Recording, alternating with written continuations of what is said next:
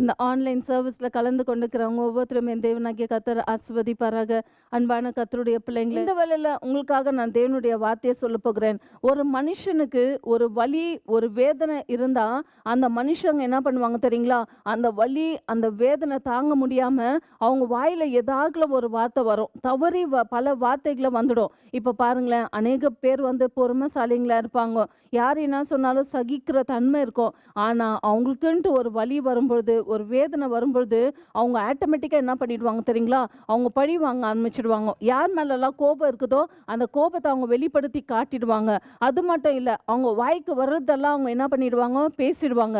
மத்தவங்கள கோபத்துல என்ன பேசுறோம்னுட்டு தெரியாம அளவுக்கு அவங்க பேசிடுவாங்க. ஆனா கர்த்தராகிய இயேசு கிறிஸ்து அப்படி செய்தாருங்களா? அப்படி அவர் ஒரு நாளும் செய்ய கிடையாது. தலை தொடங்கி கால் வரைக்கும் கல்வாரி சிலுவையில எல்லாம் பாடுகள நமக்காக பட்டார். அவர அடிச்சாங்க. அவர முள்முடியை சூட்டுனாங்க. கரங்களிலும் கால்களிலும் ஆணிகளால அவர அடிச்சாங்க. அவர காரி துப்புனாங்க. எல்லாருடைய ஜனங்கள் மத்தியில அவர அவமானப்படுத்தினாங்க. அவர் மேல இருந்த உடுப்பெல்லாம் கழட்டிட்டு அவர கேலி பரியாசம் பண்ணி அந்த மாதிரி காரியங்களை செய்யும் பொழுது கூட எவ்வளோ ஒரு வேதனை கர்த்தராகிய இயேசு கிறிஸ்துவுக்கு. ஆனாலும் அவைகள் மத்தியில அவர் வாயை திறக்காத ஒரு ஆட்டுக்குட்டியை போல நமக்காக பலியாக்கப்பட்டார் என்று நம்ம வேதத்துல பார்க்கிறோம். அது மட்டும் இல்ல, பாருங்க, இந்த வேளையில உங்களுக்காக நான் ஒரு வசனத்தை வாசிக்கிறேன். லூக்கா 23ஆம் அதிகாரம் 34ஆம் வசனம். அப்பொழுது இயேசு, பிதாவே, இவர்களுக்கு மன்னியும், தாங்கள் செய்கிறது இன்னதென்று அறியாதிருக்கிறார்களே என்றார். அவருடைய வஸ்திரங்களை அவர்கள் பங்கிட்டு சீட்டு போட்டார்கள். பாத்தீங்களா கர்த்தருடைய பிள்ளைங்களே, இந்த வேளையில அவர் அவ்வளோ கொடுமையை அனுபவிக்கும் பொழுது கூட சிலுவையில மறிக்கிறதுக்கு போக்குறதுக்கு முன்னாடி அவரை பரியாசம் பண்ணும் பொழுது, கேலி பண்ணும் பொழுது, அவங்க சொந்த ஜனங்களை, வேற யாருன்னா இருந்தா கூட பரவாயில்ல, சொந்த ஜனங்களை அவரை பரியாசம் பண்றாங்க. அவரை சிலுவையில அறியும் என்று சொல்றாங்க. அது போல காரியங்களை அவர் பார்க்கும்போது அவருக்குள்ள எவ்வளவு உடைக்கப்பட்டிருக்கோம். ஆண்டவரை, வேற யாராவது சொல்லியிருந்தா நான் அதை ஏத்துட்டு இருப்பேன். என் சொந்த ஜனங்க, என்னோட ஜனங்க, இந்த ஜனங்களுக்காக நான் வந்தேன், இந்த ஜனங்களை என்னை இப்படியெல்லாம் செய்யறாங்களேன்னு சொல்லிட்டு அவர் எவ்வளவு வேதனைப்பட்டிருப்பாரு. ஆனா கர்த்தருடைய பிள்ளைங்களா இருக்கிற நம்ம அதை யோசிச்சு பார்க்குறோமா? இந்த வேளையில நீங்க கொஞ்சம் சிந்தித்து பாருங்க.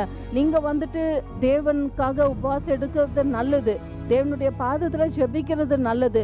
ஆனா வேதத்தை எடுத்து கல்வாரி சிலுவையில கர்த்தர் நமக்காக பட்ட பாடுகளை ஒவ்வொன்றும் நீங்க தியானித்து பாருங்க. அவர் இந்த சூழ்நிலைமையில அவர் என்ன தெரியுங்களா சொல்றாரு? பிதாவே, தாங்கள் செய்கிறது இன்னதென்று அறியாமல் செய்கிறார்கள், அவர்களை மன்னியும் என்று சொல்லுகிறார். நம்மளால சொல்ல முடியுங்களா அந்த காரியத்தை? யாருன்னா நம்மள ஒரு அடி அடிச்சா உடனே நம்ம அவங்கள மறுபடியும் அடிக்கணும்னு தான் தோணும். யாருன்னா நம்மள திட்டா நம்ம மறுபடியும் அவங்கள திட்டுனா தான் நம்மளுக்கு ஒரு சமாதானம் ஆகும். ஏன் அந்த மாதிரி காரியங்களை நம்ம செய்கிறோம்? ஏன்னா நம்மள அவங்க செய்துட்டாங்களே, 4 ஜனங்களுக்கு முன்னாடி நம்மளை கேவலப்படுத்திட்டாங்களே, நம்மளை அவமானப்படுத்திட்டாங்களே, அவங்கள நம்ம கேட்காம விடக்கூடாது, நம்ம கேட்டுடணும்னு சொல்லிட்டு நம்மளுக்குள்ள இருதயத்தில் அப்படி படப்படப்படன்னு துடிச்சுட்டே இருக்கும். நம்ம கேட்டுட்டோம்னா தான் நம்ம அமைதியில் ஆயிடுவோம். ஆனால் இந்த இடத்துல அவர் ஒரு வார்த்தையாகிலும் கல்வாரி சிலுவையில் மறிக்க போகிறதான நேரத்தில் அவர் இவ்வளோ கேவலப்படுத்தும் பொழுது கர்த்தர் ஒரு வார்த்தையை ஏதாகிலோ பேசினாங்களா? அவர் வாயை திறக்கலன்ட்டு நம்ம பார்க்குறோம். அது மட்டும் இல்லை, இந்த நேரத்தில் கூட அவர் அவங்கள மன்னிக்கிறாரு. நம்ம என்ன பண்ணிப்போம் தெரியுங்களா? எப்படி அவங்கள பழி வாங்கலான்னு சொல்லி யோசிச்சுப்போம். எப்படி அவங்கள எந்த விதத்தில் மற்றவங்க கிட்ட மாட்டி விடலான்ட்டு யோசிச்சுப்போம். ஆனால் அவர் ஒரு நாள் அந்த காரியத்தை அவர் செய்யவே கிடையாது. அந்த இடத்துல கூட எல்லா ஜனங்க மேலேயும் அவர் அன்பு காட்டினார். எந்த இடத்துலையும் அவர் பகைய மனசுல வைத்து கொள்ளவில்லை. அவருடைய அன்போ, அவருடைய இரக்க மனசை அந்த இடத்துல நம்ம பார்க்கிறோம். கர்த்தருடைய பிள்ளைங்களை, அவர் கல்வாரி சிலுவையில நமக்காக மரிச்சாரு. என்னென்ன பாடுகள் மத்தியில போனாரு, எப்படி அவரு வாழ்ந்தாரு, அவர் வாழ்க்கை எப்படி ஜனங்களை இம்பாக்ட் பண்ணுச்சு, எப்படி அது மற்றவங்களுக்கு பிரயோஜனமா இருந்துச்சு. அது போல நம்ம இந்த பூமியில வாழ்றோமா? கொஞ்சம் நம்ம யோசிச்சு பாருங்க. அப்படி நம்ம வாழாம இருந்தா ஆண்டவர்கிட்ட கேளுங்க, ஆண்டவரே, அப்படி எனக்கு வாழ்றதுக்கு எனக்கு உதவி செய்யுங்க ஆண்டவரேன்னு சொல்லிட்டு